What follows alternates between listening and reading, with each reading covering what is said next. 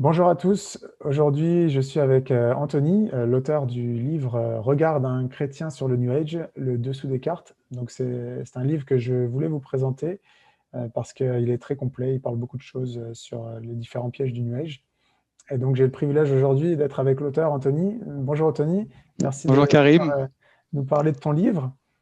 merci, ouais, avec plaisir. Si tu veux bien te présenter et puis qu'est-ce qui t'a amené à ce projet-là? Mhm. Alors donc voilà, je m'appelle Anthony, donc moi j'habite en Suisse. J'ai 43 ans. Euh, Ce qui m'a amené à écrire ce livre, eh bien, ça a été le constat que finalement on était entouré, on vivait dans ce monde du New Age. Et en tant que chrétien, je trouvais que voilà, il fallait un peu alerter, puis expliquer en quoi finalement le New Age est dangereux, mais j'ai pris le pari, on va dire, ouais, d'arriver avec une démarche plutôt d'essayer d'être constructif en expliquant d'où ça vient, qu'est-ce qu'il y a derrière, finalement amener des réponses à des questions que les gens se posent peut-être pas forcément. Euh, donc voilà, donc moi j'ai grandi dans une famille chrétienne. J'ai La vie a fait que voilà, j'ai un peu quitté la foi à un moment donné de ma vie.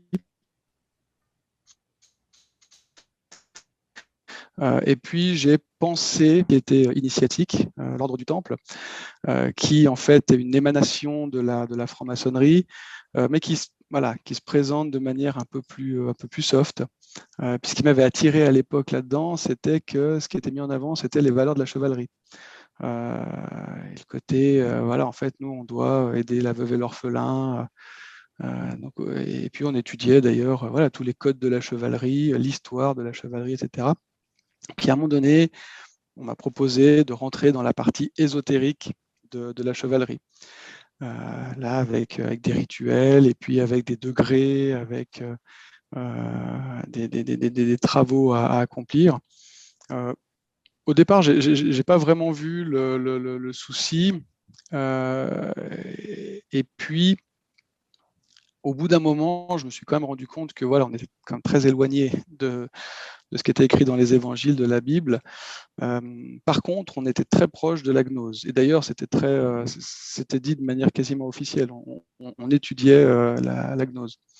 Mhm. Et là, j'ai fait quelques années, j'ai monté les degrés, et plus je montais les degrés, plus j'entendais des choses qui vraiment me dérangeaient.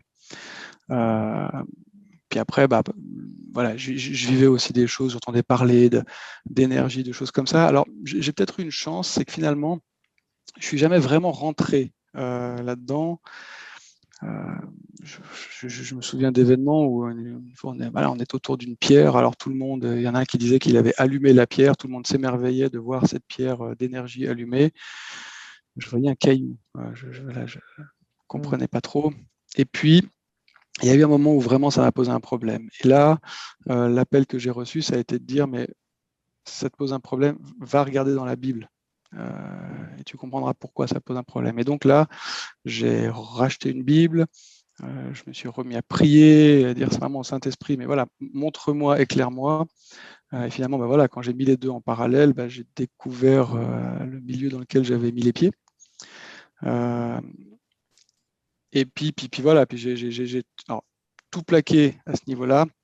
Et puis voilà, j'ai trouvé une église pas très loin de chez moi, dans laquelle j'ai eu beaucoup de réponses. Et puis en fait, c'est à ce moment-là, quelques temps après, que j'ai été baptisé du Saint-Esprit, puis que voilà, vraiment, je me suis engagé à fond.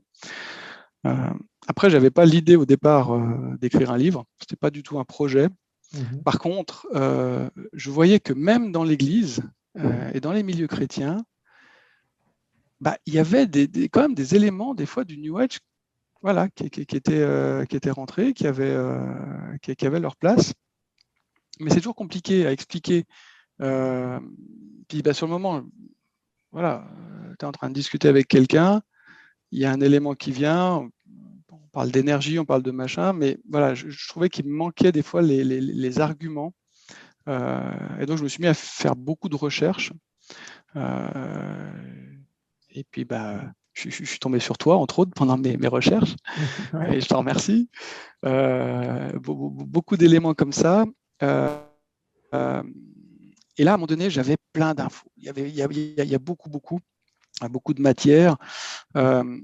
Et puis simplement, c'est qu'un jour, bah voilà, il y avait le Covid, j'avais un peu de temps, mon job était un peu mis en stand-by. Donc je me suis dit, il faut que j'essaie de concentrer tout ça, organiser en fait, aussi par thème, puis donc j'ai commencé à faire un petit peu ce travail. Et puis voilà, on arrive à 50, 60 pages, on se rend compte qu'on n'en est même pas à la moitié, qu'on a encore plein de choses à dire. Puis en fait, voilà, le livre a pris forme comme ça. Et l'idée était finalement de pouvoir donner cette info, toutes les infos que j'avais, de manière cohérente et structurée. Après, une chose aussi qui m'a marqué, c'est que je passe beaucoup de temps à échanger sur des forums ou comme ça. Et puis, j'ai toujours essayé d'avoir une approche quand j'ai beaucoup été attaqué sur la Bible avec des arguments assez bateaux. Finalement, la Bible a été écrite au IVe siècle. Alors, du coup, j'allais chercher, mais attends, on me dit ça, mais l'archéologie, elle dit quoi? L'histoire, elle dit quoi? C'est quoi les sources? Puis la prochaine fois qu'on me dit ça, qu'est-ce que je peux répondre? Du coup, j'ai essayé d'avoir un petit peu la même démarche avec le New Age, en disant, mais finalement, ça vient d'où? C'est qui les gens qui sont derrière? Et puis pourquoi c'est un problème? Et puis là, je suis tombé sur des auteurs comme Hélène Blavatsky, comme Annie Besant, enfin voilà, tous ces auteurs que tu connais bien. Et puis, c'est là voilà, que je me suis rendu compte qu'en fait, on était dans une vraie doctrine satanique, faut dire le mot, et dans une doctrine de mensonge qui finalement se sert de l'envie d'aider, de l'envie d'aimer que peuvent avoir des personnes pour les détourner en fait. Les emmener sur un chemin qui est finalement extrêmement dangereux en se servant des bons sentiments de départ. Et bon, ça, je l'ai vu dans le monde séculier et je le vois de plus en plus, puis c'est un truc qui me fait peur. Là, à la rentrée de l'école de ma fille qui a 12 ans, première chose qu'on nous dit, c'est bon, pour les enfants un peu turbulents, il y a des cours de yoga, puis il y a de la sophrologie entre midi et deux. Puis je disais, mais ouais, même là, quoi, on nous amène ces solutions toutes faites. Ma femme, là, qui était à l'hôpital, il y avait la liste des leveurs de feu et des guérisseurs, en fait. Puis c'est proposé aux gens. Ouais, alors là, ce serait peut-être intéressant de préciser, bon, d'un regard chrétien, évidemment, on comprend pourquoi est-ce que toutes ces choses-là sont dangereuses, mais pour quelqu'un qui ne serait pas chrétien, en quoi est-ce que ces choses-là, elles sont mauvaises, en fait, de guérir, de barrer le feu, toutes ces choses-là, en fait? Alors, sur le principe, ces choses-là, elles sont excellentes. La problématique, c'est qui guérit, qui lève le feu, comment c'est fait, quelles sont les forces qu'il y a derrière. Parce qu'une approche que j'ai voulu amener dans le livre, c'était de dire par exemple, que dit la science? Voilà, guérison énergétique. Est-ce qu'il y a des études qui ont été faites? Est-ce qu'il y a des protocoles qui ont été mis en place? Alors oui, la science s'intéresse énormément à ces phénomènes. Et concrètement, pour résumer très brièvement, ça ne marche pas. Il y a absolument pas plus d'efficacité scientifique, simple effet placebo. Mais pourtant, ça marche. Et quelque part, c'est là où je pense qu'il faut se poser la question. Il y a des réelles situations de guérison, etc. De guérison apparente. Donc maintenant, si scientifiquement, si c'est pas prouvé, ça ne fonctionne pas, d'où ça vient? Je parle dans le livre, en fait, de pas mal de ces médecines alternatives, etc. Ouais. Parce que,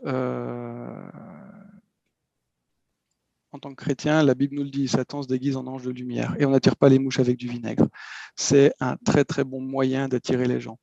Maintenant, alors, il y a un terme dans le New Age qui est le terme holistique, dont je vais me servir aussi, parce qu'à un moment donné, je me suis rendu compte d'une chose, c'est que oui, à un moment donné, on a un mal qui va disparaître. Oui, on a une maladie qui va disparaître.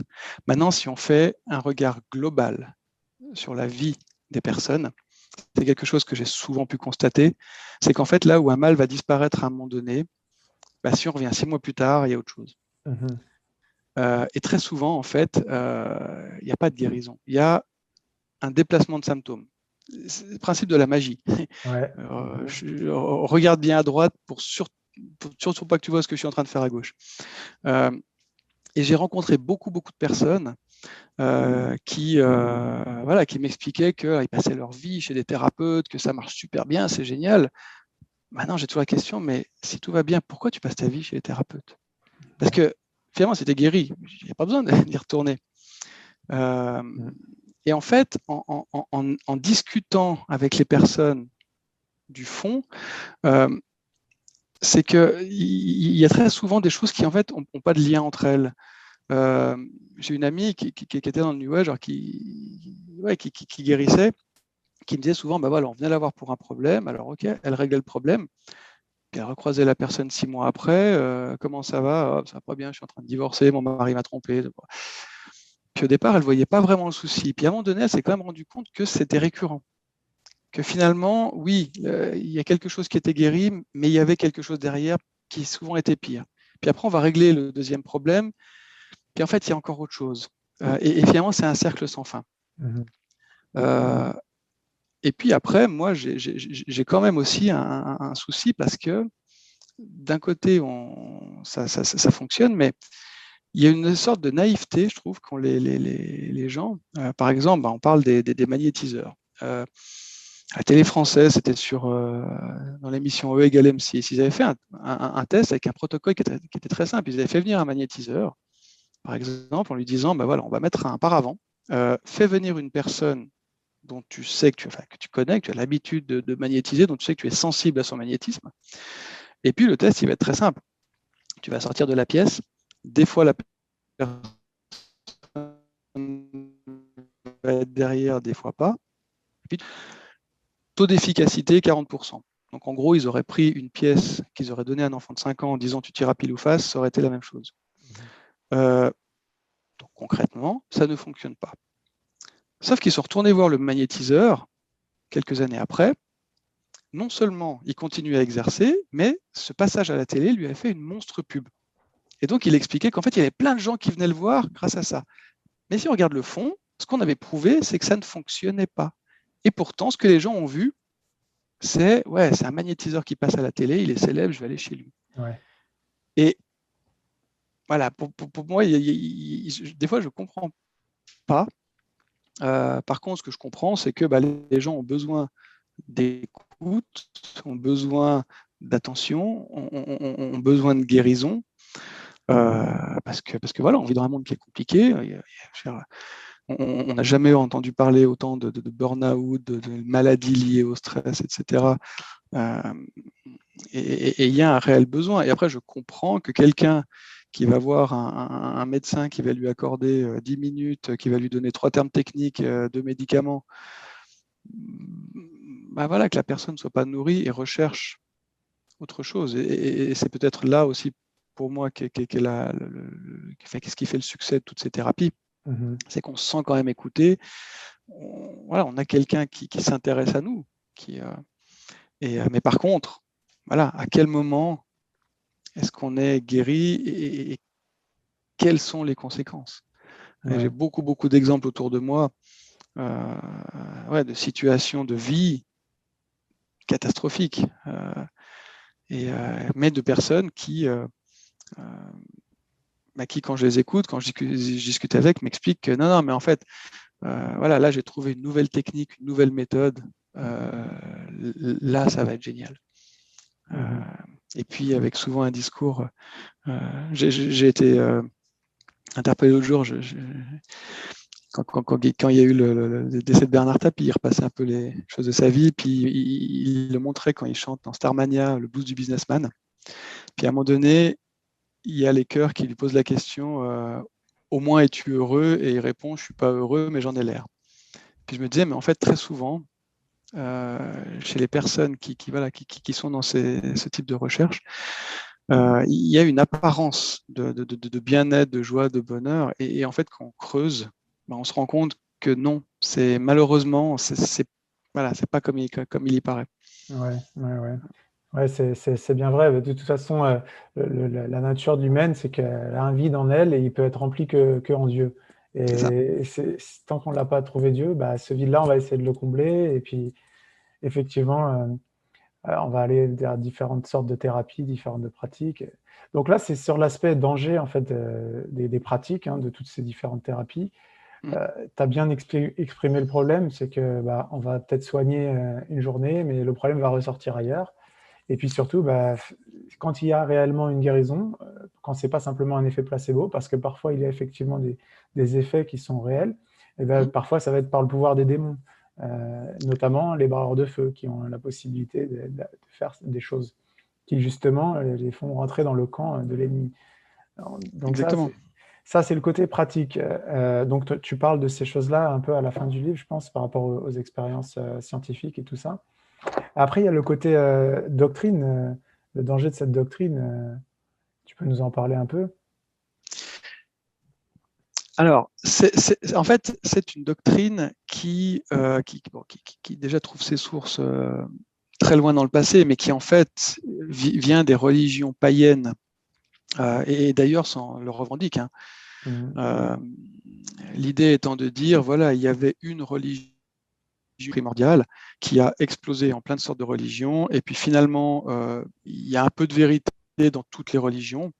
Donc en gros, prenez votre panier, allez faire votre marché, prenez ce qui vous intéresse et ça marche bien. Et le tout sans aucune contrainte, en totale liberté. Pourquoi? Parce que derrière, la notion de Dieu n'est pas du tout la même que celle de la Bible. Alors selon les courants, ça varie, mais généralement, Dieu n'est pas un Dieu personnel, n'est pas un Dieu d'amour, c'est une énergie. Ça part d'un monisme, c'est-à-dire que Dieu est en tout, tout est en Dieu, tout n'est qu'un. Donc finalement, vu que Dieu est en nous, eh bien, nous sommes Dieu. Vu que nous sommes Dieu, nous avons le pouvoir de créer, nous avons le pouvoir de créer notre propre réalité. Alors, ce qui d'un côté est pratique, mais ce qui de l'autre côté pose un autre gros problème, c'est que finalement, tant que tout va bien, c'est grâce à nous. Quand ça ne Ouais. va pas, c'est de notre faute. Comment on fait? Donc ça complique. Et en fait, ça nie totalement l'existence d'un Dieu d'amour transcendant. Et finalement, ça n'est que la suite du premier péché et du premier mensonge de Satan dans le Jardin d'Éden, qui est de mettre en doute la parole de Dieu et de promettre, vous serez comme des dieux. Et aujourd'hui, on est exactement là-dedans. Et voilà, on peut parler de Satan parce que les personnes qui ont développé toutes ces théories se revendiquent très clairement de Lucifer. Donc, Ouais. Tu l'as on est dans noté. quelque chose d'extrêmement puissant. Ouais. Quand on lit, J'avais bah, de toute noté un façon, passage là. Je vais lire un extrait de ton livre. oui, Donc, c'est à la page 49. Donc, ça, c'est un extrait de la doctrine secrète d'Elena Blavatsky, page 1303. C'est Satan qui est le Dieu de notre planète et le seul Dieu. Donc, voilà, voilà. c'est très clair. L'idée de départ est de dire, en fait, Dieu voulait maintenir l'humain au stade d'animal. Et Satan, le gentil Satan, trouvait que c'était injuste et pensait que l'homme pouvait se libérer de ça et avait la capacité d'être autonome. Et donc, Dieu ne voulait pas, et donc Satan s'est sacrifié pour descendre sur Terre, amener la connaissance à l'homme, et donc libérer l'homme du joug de ce méchant Dieu. Et donc, en fait, selon Hélène Blavatsky, finalement, bah oui, on doit tout à Satan, et c'est lui qu'on doit adorer, parce que c'est lui qui s'est sacrifié pour nous, surtout pas Jésus-Christ. Ah, c'est vraiment l'inversion complète, quoi. C'est exactement ça. Et d'ailleurs, le magazine d'Helena Blavatsky s'appelait Lucifer. Mhm. Alice Bailey, qui a été une de ses disciples, sa première maison d'édition était la Lucifer Publishing Company, qui est devenue le Lucis Trust aujourd'hui. Ouais. Mais il y a cette référence à Lucifer constamment, Mhm. euh, Très mais clair. sous couvert de voilà, c'est le porteur de lumière. La lumière, c'est la connaissance. Donc, eh bien, il faut suivre la lumière, quoi. Et en tant que chrétien, on a quand même Jésus-Christ qui a dit « Je suis la lumière ». Donc, je ne suis pas le porteur de lumière, moi, je suis la lumière. Mais donc, on est très clairement dans une doctrine luciférienne. Mais par contre, c'est vrai qu'il a su se vendre et s'édulcorer au fur et à mesure des années. Dans tous les ouvrages qu'on peut lire aujourd'hui, jamais fait référence ni à Lucifer ni à Satan. Je pense de manière tout à fait volontaire et consciente. Mais c'est bien ça qui est derrière. Et c'est là-dessus que je veux alerter. Oui, l'avantage, ce que je trouvais très bien dans ton livre, déjà, c'est que c'est assez général dans le sens où tu touches à beaucoup de sujets, quoi. Quand on lit la table des matières, tu commences par les bases, l'occultisme, le fondement du New Age. Après, il y a la Société théosophique, Elena Blavatsky, Annie Besant, Alice Bailey, dont tu viens de parler. Puis après, on a Rudolf Steiner, l'anthroposophie. Puis après, il y a la Rose-Croix, le troisième œil, le mai 68, les enfants du Verseau, les enfants indigo, l'astrologie, les pratiques du New Age, le Reiki, les médecines quantiques, le yoga, la méditation. Donc, c'est vraiment comme un genre de guide complet parce que c'est vrai qu'en fait, le New Age, c'est un ensemble de beaucoup de choses, quoi. Et les gens n'ont pas forcément conscience, d'ailleurs, tu en parles aussi dans le livre, du fait qu'ils ne sont pas forcément dans le New Age, ils ne sont pas forcément... D'ailleurs, ce terme-là, il est utilisé plutôt pour les chrétiens qui vont définir ce mouvement. Les gens se voient plus dans la spiritualité, l'ésotérisme. C'est ça le problème, quoi. Alors ça, c'est une chose qui m'avait assez rapidement marqué, c'est que cette notion de spiritualité.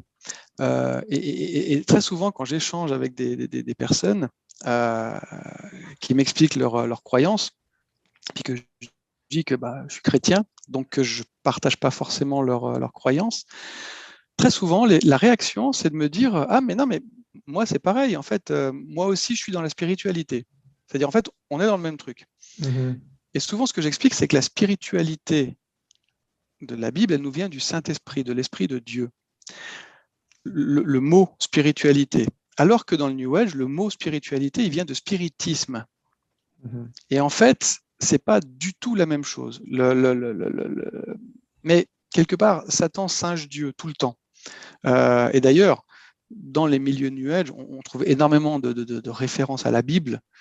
Ils utilisent beaucoup ils extraient beaucoup de passages bibliques pour justifier les passages de l'Apocalypse.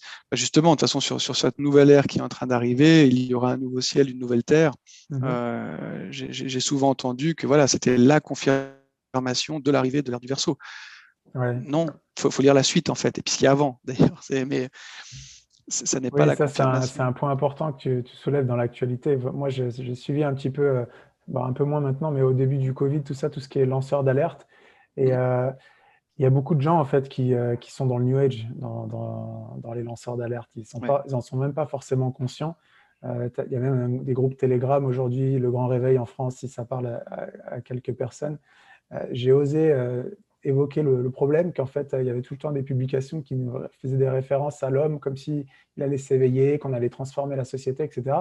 Et en fait, les gens ne se rendent même pas forcément compte qu'ils sont dans cette dynamique, dans cette idée que l'ère du Verseau, l'humanité va se réveiller. Et en fait, dans cette idéologie-là, qui vient d'Alice Bailey, qui a été en plus associée avec les Nations Unies, en fait, il va y avoir un problème. Ça va être qui? Ça va être les chrétiens qui vont poser le problème parce qu'ils ne voudront pas passer à cette nouvelle ère, à cette nouvelle humanité, etc. Et tout ça, ça vient de la doctrine luciférienne. Donc, il y a pour moi une date qui a en fait un peu bouleversé. J'en parle pas dans le livre parce que j'en ai pris conscience après. Mais c'est le 11 septembre 2001. Avant le 11 septembre, le New Age et tout ça, c'était assez catégorisé, alors soit sectaire, soit c'était les gens un peu perchés. Il suffit de regarder, le jour je regardais Un Indien dans la ville, il y a Ariel Dombal alors, qui est très là-dedans, puis à un moment donné, elle va voir son gourou, Puis Thierry Lhermitte vient la chercher, le gourou vient lui parler, puis il lui dit « Ouais, toi, l'escroc, tu l'as fait. » Et à l'époque, ça faisait rire. Je ne suis pas du tout sûr qu'aujourd'hui, le fait qu'elle aille voir son gourou pour faire du yoga, puis que l'autre le traite d'escroc, ça passerait aussi bien. Maintenant, ce qui s'est passé, c'est que le 11 septembre 2001, le monde occidental a découvert que la religion pouvait tuer, pouvait être dangereuse. Alors, la redécouvert, parce qu'en fait, bien sûr, il y avait eu les guerres de religion, etc., mais on n'en parlait plus. Puis là, tout d'un coup, tous les médias se sont mis, alors c'est parti de l'islam, mais finalement, c'est assez rapidement venu au christianisme. On s'est mis à expliquer que finalement, ouais, mais dans les religions ont quand même pas mal de soucis, quoi. Et petit à petit, voilà, il y a des concepts qui ont commencé à rentrer. Et puis, quand on s'est mis à parler de la religion, là où avant ça ne venait pas à l'esprit, quand on parle de l'Église catholique aujourd'hui, on parle que de pédophilie. Si on parle des évangéliques, on montre des pasteurs multimilliardaires en Afrique qui ponctionnent des populations. Enfin, voilà, ça a été amené du côté très, très négatif.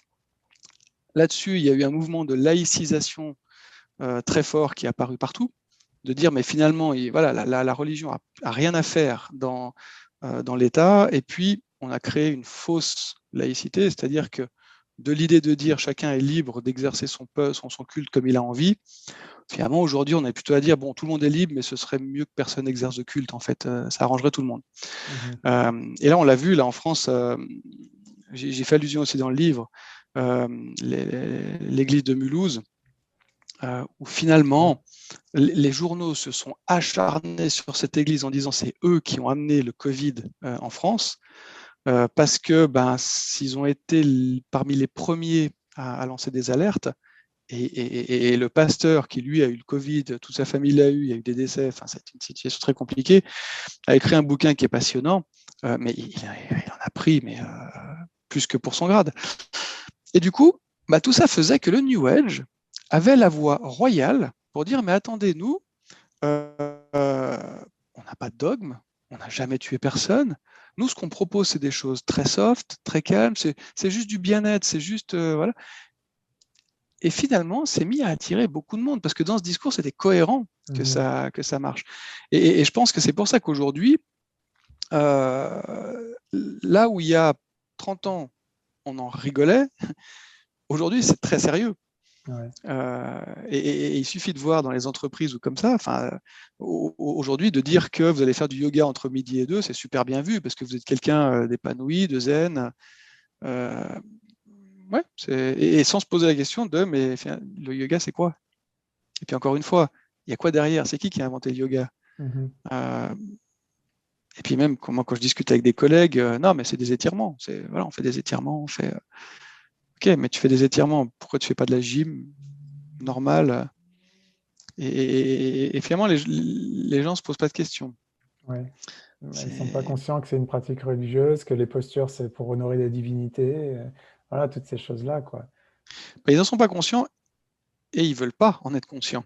Ah oui, alors ça, on arrive au même le problème classique, c'est est-ce que le problème de l'humanité, c'est l'ignorance ou c'est son refus de savoir? En fait, moi, une phrase que j'entends souvent, c'est alors, il y en a deux, c'est pas moi. C'est-à-dire que oui, il y a des gens, mais moi pas. Ouais. Moi, je peux pratiquer tout ça, je ne suis pas concerné par tout ça. Je veux bien entendre que ça existe, mais moi, ça me va pas. Et puis l'autre phrase, c'est ouais, mais ça marche. C'est super efficace. Donc oui, c'est efficace, oui. Après, dans quelle mesure et puis finalement, comme je dis toujours, moi j'ai un problème avec toute cette notion aujourd'hui on vend du bien-être, du mieux-être. Jésus n'apportait pas de bien-être. Jésus, il guérissait. C'était on-off. Il y a un seul passage dans la Bible avec l'aveugle de Bethsaïda. Je m'étais longtemps demandé pourquoi ce passage était cité, puis finalement c'est cohérent. On lui amène un aveugle, il l'emmène en dehors de la ville, il met de la salive, l'aveugle ouvre les yeux, il lui demande s'il voit, puis il dit bah oui, je vois les hommes comme des arbres qui bougent. En gros, il voit flou. Donc il recommence. Et quand l'aveugle voit net, à ce moment-là, il s'en va. Je pense qu'aujourd'hui, n'importe quel thérapeute qui arriverait à rendre un aveugle déjà à voir flou, c'est une superstar. Il écrit 15 bouquins parce que ce serait déjà une avancée spectaculaire. Or, dans la vision de Dieu, non, Jésus n'a jamais amené un mieux-être, une détente pour aider à affronter nos problèmes. Non, il règle les problèmes, il guérit.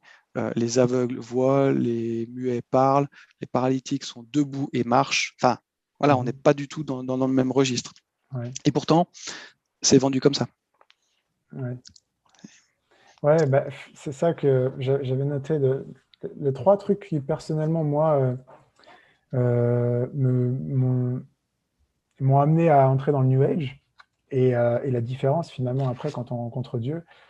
Les trois problèmes que j'avais personnellement et que je pense que les gens peuvent se relier à cette idée, c'est, bon, dans le New Age, on nous dit qu'on est Dieu, finalement, mais on nous parle aussi de cette idée d'un soi supérieur auquel il faudrait se connecter.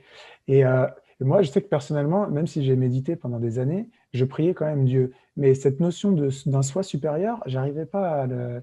Ça n'a pas de sens, en fait, de prier à soi-même, à un soi supérieur qu'on ne connaît pas, qui n'existe pas. Alors que la réalité, c'est qu'on a un Dieu extérieur à qui on peut avoir une relation directement. C'est ça? C'est ça le problème, c'est qu'à chaque fois, c'est une inversion des valeurs. Donc, au lieu de parler à Dieu qui est vivant, qui est extérieur et qui peut nous répondre, on va nous inventer une théorie où il faut se parler à soi-même et son soi supérieur. Ensuite, l'autre point que j'avais noté, c'est cette idée de se perfectionner, du bien-être, mais c'est surtout de se perfectionner soi-même, par ses œuvres, en fait, de s'améliorer. Ouais. Et effectivement, ça peut marcher dans un certain sens. Quand on va commencer dans le développement personnel, on peut se détacher de certains défauts, etc. Et puis on va avancer un petit peu, on va gravir un petit peu les échelons, on va être un petit peu mieux, mais on va arriver à un palier où on ne pourra pas déraciner certaines choses profondes et on ne pourra pas obtenir le bien-être qui n'est donné que par la présence de Dieu, par l'amour de Dieu.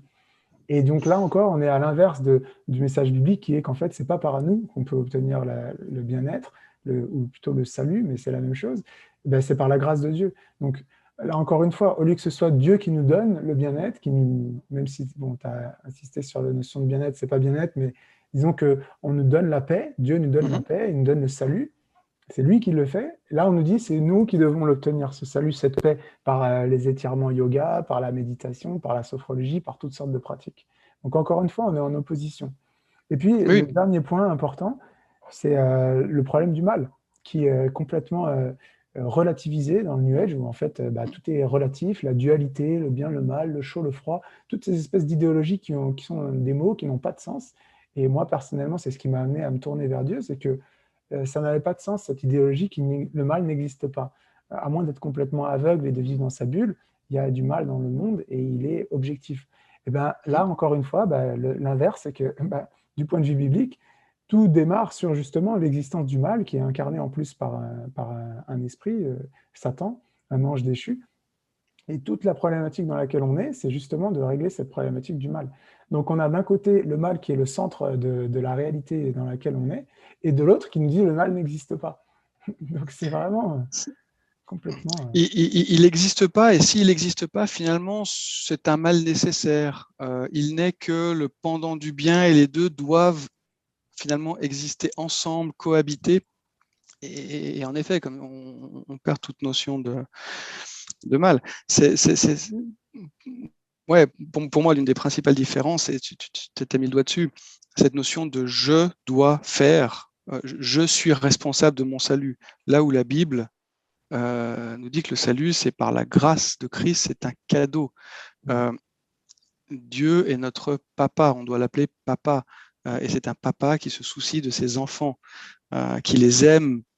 Voilà, t'as tes enfants, moi aussi. Ouais, quelque part, il y a des jours où on les passerait bien par la fenêtre, mais quoi qu'il arrive, voilà, on les aime plus que tout. Et je pense que lui, il y a des jours où il nous passerait bien par la fenêtre aussi. Ouais. Mais voilà, dans le New Age, moi, je suis souvent... il y a cette notion finalement d'un Dieu qui n'est pas accessible. Et c'est aussi pour ça qu'on doit se débrouiller tout seul, parce que voilà, cette énergie très lointaine, très...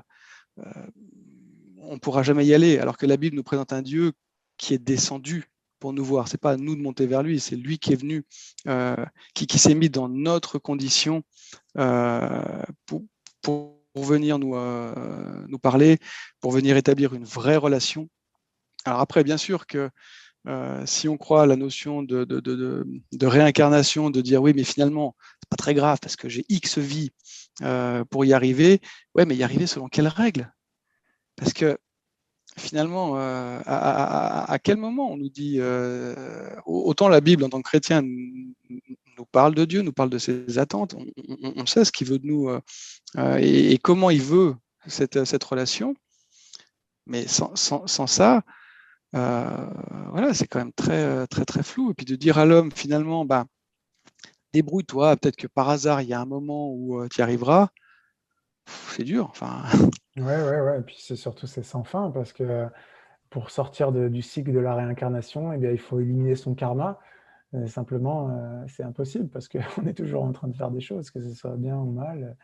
Donc, c'est sans fin, quoi. Même ceux qui oui, consacrent leur vie à la méditation, bah, ça ne change rien, ils sont toujours mais là. oui. Et puis c'est comme dans le développement personnel. Dans le développement personnel, on est toujours à 2 heures de devenir l'homme idéal. Faut juste faire les 2 heures de plus. Mhm. Et on est toujours tiré, mais que en référence à soi. Et puis finalement, on ne peut pas y arriver.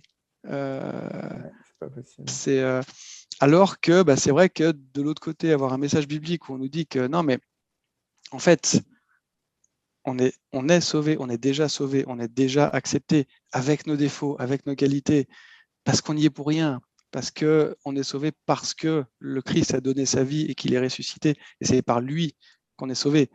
Euh, et personnellement, ouais, ça me parle beaucoup plus. Ouais. Mais ouais, c'est ça le message qu'on voudrait pas. Bah, tous les deux, je pense qu'on veut partager aux autres, à ceux qui sont encore dans le New Age. Bah, c'est le message de la Bible. Si vous êtes fatigué, si vous êtes chargé, allez vers Jésus. C'est lui qui va vous décharger. Il a déjà fait le travail pour vous. Simplement, ça demande simplement d'abord l'amour de la vérité, de chercher si ces Mhm. choses, ces pratiques, ces idéologies, elles sont vraies. Faire exactement ce que tu as fait toi, d'aller voir qu'est-ce qu'il y a derrière, qui est-ce qui a mis ce mouvement en avant. Et puis, eh ben, d'avoir un peu d'humilité et de reconnaître qu'on peut s'être trompé et qu'on peut avoir été trompé, parce que c'est vraiment la clé de cette réalité. On est dans un monde de tromperie, et si on n'est pas capable de reconnaître qu'on puisse s'être trompé, eh bien, il se peut que ça nous coûte très cher, pas simplement en euros ou en dollars, mais avec notre âme éternelle. Ah, mais complètement. Mais même pour aujourd'hui, moi, je termine le livre en expliquant quand même, alors là, scientifiquement, par des études qui ont été menées, grosso modo, les croyants ont une espérance de vie en bonne santé 29% supérieure au reste de la population. Et donc ça, c'est des chiffres qui sont avérés. Voilà. Hmm. Je cite également une étude qui a été menée, enfin qui est menée d'ailleurs à Harvard depuis enfin, des débuts du XXe siècle, où ils suivent des personnes dans tous les éléments de leur vie. Et finalement, la conclusion à laquelle ils arrivent aujourd'hui, c'est que les personnes qui vivent le mieux, le plus longtemps en meilleure santé sont les personnes qui ont les meilleures relations sociales, la meilleure qualité de relations sociales. Mhm. Euh, et pour moi, ça rejoint le aimez-vous les uns les autres, en fait. Euh, et la Bible prêche et prône cette qualité de relations sociales, là où je trouve que dans le New Age, bah, cette vision finalement très égocentrique des Ouais. choses, où on est tout le temps que en référence à soi. Euh, le père Verlaine, je le cite dans le livre, le dit, la position dans laquelle est mort Bouddha et la position dans laquelle est mort le Christ. Bouddha est mort en lotus dans une position très intériorisée, très recroquevillée. Le Christ est mort les bras ouverts. Mhm. Voilà, Ouais. c'est un peu cet élan vers l'autre. Et pour moi, je trouve que c'est aussi une des grosses différences. Euh, c'est que finalement, je vois des personnes dans le New Age naviguer dans beaucoup de choses, aller faire plein de stages, rencontrer plein, mais pas forcément créer de vraies relations, ouais, de vraies relations humaines de qualité. Euh, parce que souvent, ils sont très centrés sur eux et pas sur l'autre.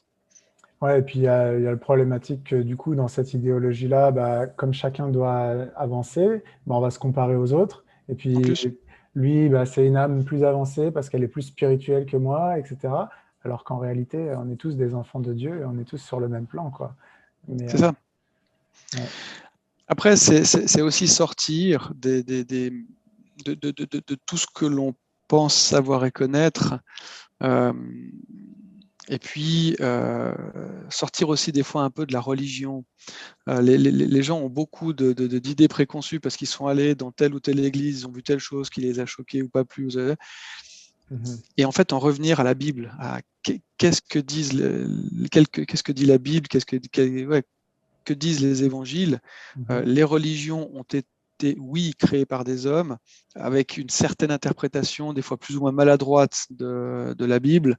Et finalement, ce qu'on voit dans une religion est souvent voilà, la résultante d'actions humaines, mais c'est quand même souvent relativement simple de comparer et d'aller voir à la source. Euh, et je dirais que même moi, en tant que chrétien, bah, voilà, il va m'arriver des fois d'avoir des discussions avec un pasteur, curé ou autre. Des fois, bah, je suis des célébrations sur Internet. Puis des fois ouais, d'avoir des échanges d'idées avec des chrétiens. Et j'imagine le non-chrétien qui reçoit ça. Alors je me dis, voilà, moi j'ai le recul et puis j'ai les éléments pour discuter. Mais j'imagine bien qu'un non-chrétien va se dire, oh là là, non, non, moi, c'est c'est trop pour moi, ça correspond pas du tout. Puis là, on va vite rentrer dans la logique, ouais, mais c'est une secte, c'est tout ça. Mhm. Alors que des fois, ça peut être juste une maladresse humaine. Euh, mais la vérité, bah, c'est Jésus-Christ, le chemin, la vérité. Et, euh, et le seul endroit où il se présente, où il est présenté, c'est dans la Bible. Ouais. Donc, Puis il nous appelle à une relation avec lui et effectivement, les croyants, bah, ils vont être en communauté, ils vont partager leurs idées, etc. Mais la relation, elle se fait principalement avec Dieu directement et c'est ça c'est le ça. vrai message de la Bible. Ouais. Donc, Non, bah, et puis c'est une image que je donne souvent, c'est si voilà, si le paradis, imaginons, paradis, c'est l'Australie. Euh, en ce moment, c'est pas une très bonne image, mais non, mais on va prendre, on va dire. Ouais. plutôt pour le côté île. J'ai souvent finalement la Bible, c'est un billet en première classe sur un vol Qantas avec le Christ aux commandes. Il attend que l'avion soit plein pour décoller. Mais finalement, la seule chose qu'on a à faire, c'est ben, merci pour le billet, s'asseoir et laisser faire. Le New Age, c'est un vélo et tu dois pédaler pour arriver au paradis et tu vas devoir y aller. Ce qu'on ne nous dit pas, c'est qu'un jour, on va se retrouver devant un océan. Et qu'est-ce qu'on fait avec notre vélo devant notre océan et je trouve qu'il y a une promesse dans, dans la Bible voilà, qui est sans commune mesure avec tout ce que peut proposer le New Age. Mais il faut reconnaître quand même que bah, le malin porte très bien son nom parce qu'il a une Mhm. capacité à singer Dieu, à imiter, à se faire passer pour. Qui est hallucinante. Moi, combien de fois j'ai entendu, mais oui, mais je fais telle pratique, mais ça vient forcément de Dieu, vu que ça fait du bien, vu que c'est bon. Ça peut pas venir de Satan. Satan n'amène que le mal. Ça, si ça fait du bien, c'est forcément Dieu. Non, c'est pas Dieu. C'est comme nous le dit la Bible. Satan se déguise en ange de lumière. Il sait très bien ce qu'il fait. Ouais, Et il sait très bien pourquoi il le fait. ouais, Et, ouais. Bah et écoute, après, ben, ouais, vas-y, je veux pas te couper. Tu voulais ajouter quelque non, chose? je disais après, moi, mon souhait, c'est vraiment que c'est vrai que quand on rencontre le Saint-Esprit, voilà, quand on le reçoit, c'est malheureusement qu'à ce moment-là qu'on se rend compte finalement de tout ce qu'on a raté et qu'on n'est pas du tout dans dans le même niveau de paix, dans les mêmes niveaux de bonheur. J'ai aussi pratiqué la méditation euh, et la paix que j'ai pu trouver dans la méditation. Il n'y a aucune commune mesure avec ce que je vis aujourd'hui. et des fois dans des situations bien plus compliquées, bien plus graves. Mais voilà, et c'est ça que je veux amener en fait aussi dans ce livre. Il y a voilà, non seulement il y a une solution, alors une solution, il faut qu'il y ait un problème pour avoir une solution, mais il y a quelque chose, il y a un trésor extraordinaire à découvrir que le New Age ne peut pas délivrer, très clairement. Ouais. Je pourrais juste compléter ce que tu viens de dire en disant que si on est dans le New Age, généralement, je pense qu'on est ouvert à différentes pratiques, à essayer différentes choses. Pourquoi pas essayer de crier à Dieu et de demander à Jésus qui se révèle dans notre vie. Et il y a beaucoup de témoignages de gens qui ont fait ce pas, qui étaient dans le New Age ou même dans d'autres religions, mais qui avaient un doute sur la vérité et qui se dit, bon, on me parle de ce fameux Jésus, je vais le mettre au défi. Alors, on ne met pas Dieu au défi, mais on peut lui demander de se révéler à nous et on peut avoir de grandes surprises. C'est souvent les témoignages moi, que je trouve les plus touchants. C'est les personnes qui disent qu'un jour ils ont crié à Dieu, mais Dieu, je ne crois pas en toi, mais si tu existes, fais quelque chose. Ouais. Puis, en général, quand il agit, là c'est violent. Et c'est des gens derrière voilà, qui respirent Dieu. Ouais. Ouais. Et c'est vrai que, ouais, comme tu dis, il faut voilà, prendre le risque. Et puis, Oui, qui ne tente rien n'a rien. Et puis de toute l'espoir façon. fait vivre si les statistiques le montrent. Exactement. Écoute, on va conclure là-dessus. Donc, ton livre, je mettrai la référence dans la description. Tu pourras nous expliquer, enfin, tu vas me dire où est-ce qu'on peut le commander. Je le recommande à tous ceux qui veulent en savoir plus sur le New Age, parce que vous allez voir, c'est vraiment une boîte à outils. En plus, ce livre, on n'a pas parlé de ça, mais tu as mis des QR codes, ça, j'ai trouvé ça très bien, pour ramener vers des articles ou vers des vidéos, pour élargir ton livre, en fait. Donc ça, C'est c'est ça. très pratique. Je ne pouvais pas tout mettre, et puis à un moment donné, je me disais, voilà, si la personne est intéressée par un sujet, moi j'ai trouvé cette info dans telle vidéo, donc voilà, je mets le QR code qui emmène sur la vidéo, et le but c'est d'aller consulter les sujets qui nous intéressent, puis après de creuser. Ouais. D'accord. Ok. Est-ce que tu veux ajouter quelque chose? J'ai oublié de parler quelque chose, peut-être? Non, en tout cas, je te remercie par rapport. Alors, il est disponible sur toutes les plateformes Amazon, Fnac, c'est assez facilement. Je pourrais t'envoyer les références. Oui, je le mettrai dans la description.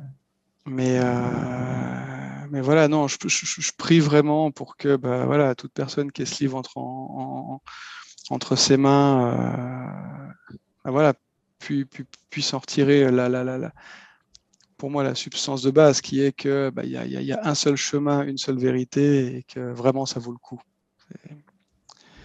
Donc voilà. Amen. Ok. Merci à toi, Anthony. Merci Merci à tous ceux Karim. de nous avoir suivis. Et à la prochaine pour un autre témoignage, une autre vidéo. Au revoir. Au revoir.